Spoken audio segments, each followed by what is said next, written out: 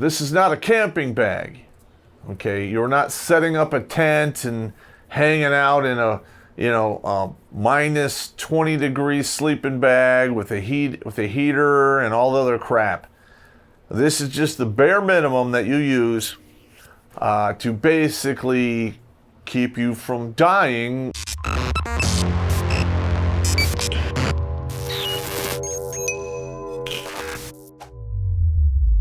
All right, everybody, Terrence Popp here with another episode of Live from the Lair. All right, I had a bunch of requests for some guys to go over what I would carry in a bug out bag and, what I took with me down to DC. Now, I have the duffel bag. I only took one duffel bag down there full of equipment. I don't have enough time to go through all of it in one sitting, so I'm going to break this video into two. What we're going to go over first here, this is a bug out bag. All right, this whole thing weighs roughly 30 pounds without water. Now, this is not a camping bag. Okay, you're not setting up a tent and hanging out in a minus 20 degree sleeping bag with a heater and all the other crap. This is just the bare minimum that you use to basically keep you from dying from being exposed to the elements and so forth. Now, this one, I did take out the peanut butter and the food items. I'm not going to put them in this video, but there was a jar of peanut butter in here and a little bit of beef jerky to go along with all of the rest of the crap that I carried with me. You know, it's not every day you get to see a presidential election get stolen right from under your nose. And it's not every day you get to read a 7-year-old book that called it. If you want to enjoy the decline and accept the death of the United States, links are in the description. Or not. I'm not going to beg you. You probably have OrnPay links up in the same window. Go away. Now I'm going to go through this real quick. Now you have the outside pockets. The outside pockets are things that you're probably going to need on a regular basis. So they're put on the outside to make it quick and accessible. So the top middle one, I have a sewing kit. And now you'll see when I open this up, okay, it has additional above and beyond needles. There's hook needles in here. Because this particular sewing kit not only is meant to sew up material, but also your flesh. Now, if you are cut open, wounded, or what have you, and they're not too deep, they're surface level wounds, it is best to seal them up, and the best way to do that is to sew the laceration or cut shut. All right, I have an additional pocket knife here. I carried this one with me. It's my Kershaw Speed Bump. I love these knives. I probably have 14 or 15 of them laying around in different areas. All right, here is a headlamp flashlight. This is capable of red light and white light, and I built an additional shade on here that I can close it completely off. So that does come in handy. I have an additional micro flashlight here that runs off of AAA. Okay, I have DEET, which is, this is the max DEET level insect repellent. This is good to put around the cuffs of your arms and your legs and along your belt line to keep ticks off you, especially in today's day and age when you have to deal with all the bullshit Lyme disease and crap that goes along with it. Now, Lyme disease is no joke.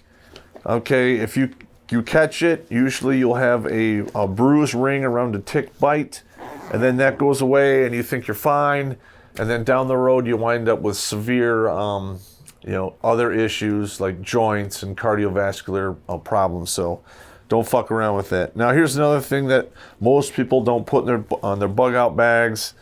Now, I'm a fan of a lighter. This is a World War I, I believe, replica. It's made of all brass, and it works off of simple lighter fluid. You can put kerosene in there and even gasoline. All right, to start a fire now. So fire is a must. Okay. Now what do I got over here? This one's empty. Down here I have, these are waterproof socks. So if you're moving along and your feet are wet, You can take off your wet socks, put these ones on. These allow moisture to wick out but not to get in. And this keeps your feet dry, and thus your feet will last a lot longer and you won't get trench foot if you are in a very wet area, because trench foot is not your buddy. Okay, this other one here. Okay, this is a strobe. Now, if you are running from a large organization, and you don't want to attract attention to yourself, this is not for you. If you are camping and say you get hurt, you can actually get cell reception to call in help. You can tell them you have a strobe, and if they fly over the helicopter, you turn the strobe on, you're almost guaranteed to be seen. Okay, the only time that it probably won't work is in a triple canopy jungle, and to be honest, you're really not going to be operating around there too much. All right, the top on the side pocket, upper top, here is a linsetic compass. This is an engineer grade compass because it goes up to 6,400 mils, I believe it is. Okay, and it's got a signal mirror. It's got your bubble ups for, keeping a total level reading, and then you can actually measure angles here on the side. All right, now I got this one for like 79 bucks. Pretty good deal. Is it the top of the line? No. Am I going to use it for engineering stuff? Probably not, but it will tell cardinal directions, which is enough to terrain associate, and that's really all you need. All right, down here is fire starting kit. This is wood that has been permeated with wax, and I actually have the old trioxane fuel tablets I used to cook and heat up cocoa on and stuff. Now you can just take a piece of one of these, put it down, break off some of this, use that lighter, light that up, and then you can build your kindling off of there without having to use flint steel and worry about all other craziness. Now I can do that. It's very time consuming and very, very upsetting if it doesn't take on the first couple times. Over here on this side, I have anti-grizzly bear spray because this is for camping. Now, you can get the stuff that's you can use on humans. A bottle this size is going to run you between 80 and 90 bucks for the good stuff. Now this is tested on bears, and you can get this for like $39.99 or 42 bucks with tax at Cabela's if they still have it. I also have a flashlight in here and additional pegs for any hooches or overhead cover I might have to assemble. Listen, it goes a lot easier. These are just simple coat hangers I cut up and bent. If you have to build a hooch, it's a lot easier to have these and just be ready to go than it is to build pegs on the side or on scene, because that's just more time. Now, ideally, when you have to use this, you're going to be using it between 2 and 4 hours, mainly just to rest in between long movements. Now, on the inner pocket, you'll see here, I have my favorite smoking jacket. I love these things. You can get these for, $5 to $7 a piece on any surplus, website. I bought a whole box of these at a gun show for like $5 a piece back in the day. And if you find yourself getting cold or if all your stuff is wet, you just take that off, you put this on, and it will help out a lot. All right, now here is a rain poncho. Now a lot of you guys will notice this is an older one that has got the vulcanized wax over the material. Now one of the main reasons why I like this is if you are using a newer one and you get caught in a rainstorm that is, it's driving rain and it lasts a long time, that newer poncho will get permeated and the water will just go right through that. That does not happen with a rubberized one. All right. You can literally have this up and be sitting under it for weeks and it'll still be fine.